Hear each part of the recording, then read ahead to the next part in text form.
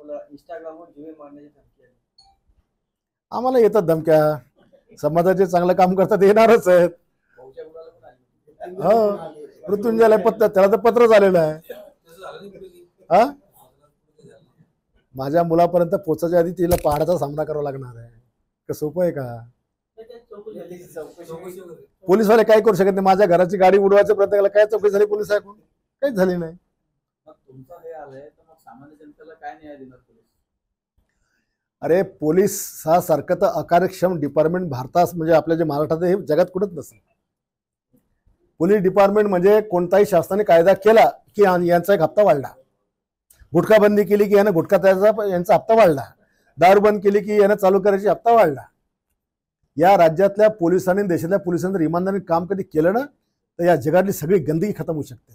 यांनी फक्त प्रामाणिकपणे आपलं कर्तव्य सदर्शना खलनीकरणा एवढं फक्त यांनी चांगलं जर केलं ना, तर सगळी गुन्हेगारी खतम होती. ना दारू राहत, ना गांजा राहत, ना चेज राहत. आता तुम्ही एक बातमी नाही पाहिली का टीव्हीवर? एक पोलीसवाला चोरांचा मास्टर निघला की नाही निघला? बुलढाण्यामध्ये 2 पोलीस कॉन्स्टेबल असे होते बुलढाण्यामध्ये शहरात, सिटीला, की त्यांची चोरांसोबत पार्टनरशिप होती. त्याला पकडायला गेले की हे पोलीस त्याला पहिलेच फोन करून द्यायचे, आणि विशेष त्याच्या चोरीचा माल यांच्या घरात राहायचा. नाव नाही सांगत मी.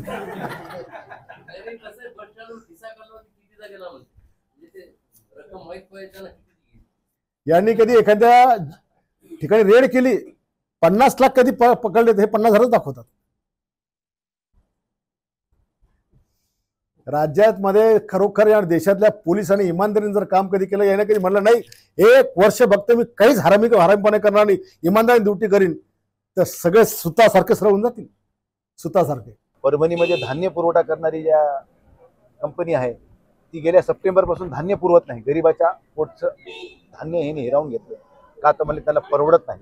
आणि जेव्हा परवडण्यापेक्षा जास्तीचं होतं तेव्हा मात्र त्यांनी गोंदियावरून माल आणून दिला. पण आता परवडना म्हणून त्यांनी सप्टेंबरपासून मालच देणं बंद केलं. म्हणजे ही गरिबाच्या पोटाशी जीवाशी खेळलेली ही म्हणजे खेळी आहे, ही निंदनीय आहे. म्हणून ह्याच्यात जे कोणी दोषी असतील त्याच्यावर कारवाई झाली. दुसरा विषय असा झाला की जिल्हाधिकारी कार्यालयामध्ये अजितदादा पवार 21,000, 60,000, 50,000, 60 कोटी रुपयाचं निधी राज्याला वाटप करतात आणि कुठल्याही पैशाची अपेक्षा न करता. पण माझ्या इथल्या जिल्हाधिकारी कार्यालयामध्ये प्रशासकीय मान्यता द्यायला सुद्धा पैसे द्यावे लागतात आणि आलेले पैसे रिलीज करायसाठी सुद्धा पैसे द्यावे लागतात. ही ह्या जिल्ह्याची महाराष्ट्रामध्ये ही एकमेव घटना असू शकते. आता जालन्यामध्ये माझ्याकडे 2 विधानसभा आहे.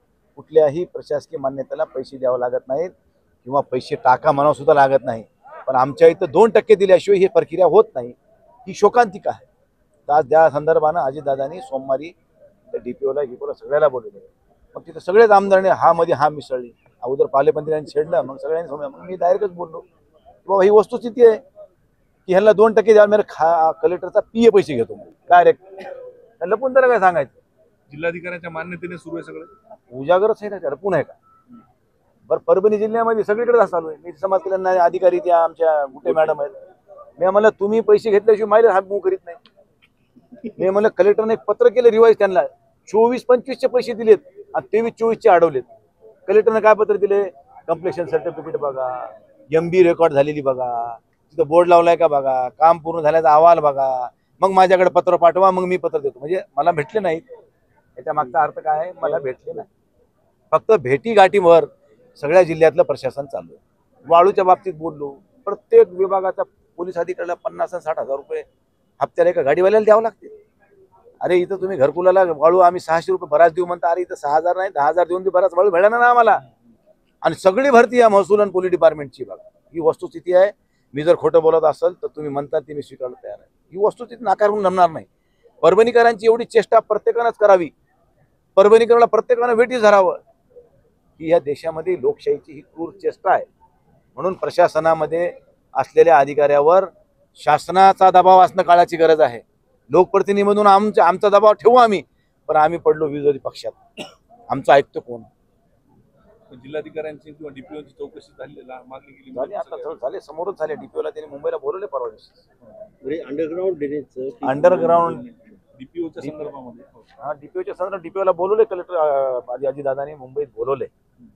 आता त्यानंतर काय काय भूमिका होत्या त्यात मग आता एकटा DPO त्याचा दोषी नाही असं म्हणायचं. मोठे अधिकारी डीपीओ कोणाच्या इशाऱ्यावर करू शकते? डीपीओची काय हिंमत आहे? वरिष्ठांना आदेश दिल्यावर डीपीओची ताकद आहे का? म्हणजे ह्याच्यामध्ये संगनमत आहे, ही वस्तुस्थिती आहे. कारवाई झाली पाहिजे, या सगळ्या अधिकाऱ्यांवर कारवाई झाली पाहिजे अशी भूमिका आहे. जिल्ह्यामध्ये जेवढं काही भ्रष्टाचार बोंगाळलाय महाराष्ट्रामध्ये हे एकमेव उदाहरण असेल ते परभणी जिल्ह्याचं. कोणाला कोणाचं काही देणे घेणं राहिलेलं नाही. मला किती द्यायला? अरे मी जिल्हा परिषदेमध्ये एक राऊत नावाचा एक क्लार्क आहे, तो घोणसीकर म्हणून डेप्टी सीओच्या अंडर काम करतो. MREGSचे कामं असतील, शासनाचा कुठला निधी आणायचा असेल, तो म्हणतो तुम्ही परस्पर जाऊ नका, मला पैसे द्या, मी तुमचे पैसे आणतो. किती हिंमत वाढली याची? अरे परभणी नाही तर पूर्णेचा पंचायत समितीचा BDO, हा BDOनं कमीत कमी 50,000 कोटीची माया गोळा केली असेल. MREGSचे आतापर्यंत 1000-2000 कोटीचे कामं झाले असेल. प्रत्येक फाईलला 5,000 शिवाय देणं घेणं, फाईल मंजूरच होत नाही. अरे आम्ही तर फुकट बदनाम आहेत, मुन्नी बदनाम हो गए वैसे पुढारी बदनाम आहे. त्यांच्यावर माल तो कारवाई का दुसरे होत खा नाही? रहे. पालकमंत्री परभणीचे कारवाई का होत नाही याच्यावर? आता मी आज मागणी आज झाल्या आहे, आज त्या कलेक्टरच्या बाबतीत पालकमंत्र्यांना सुद्धा त्या सगळ्या गोष्टीचा सुरुवात केली आहे, शेवट आम्ही केलाय.